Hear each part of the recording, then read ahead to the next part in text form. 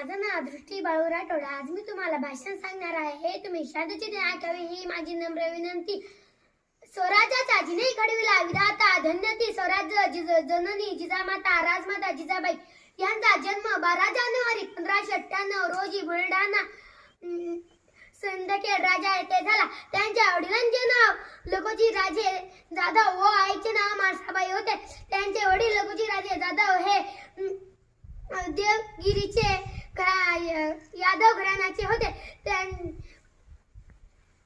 यादव घराण्याचे वंशज होते. ते मातब्बर सरदार होते. त्या जिजाऊंचा लहान वयातच विवाह झाला. मावजीरावचे पाटील यांचा मुलगा शहाजीराजे भोसले यांच्याशी जिजाऊंचा विवाह झाला.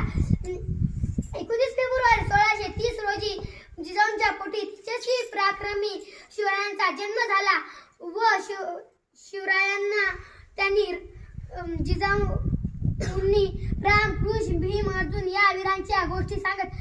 शिवाजी महाराज हे घोड्यावर चढणे, पट्टा खेळणे असे खेळ खेळायचे.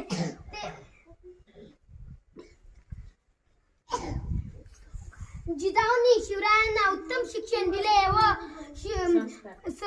संस्कार दिले व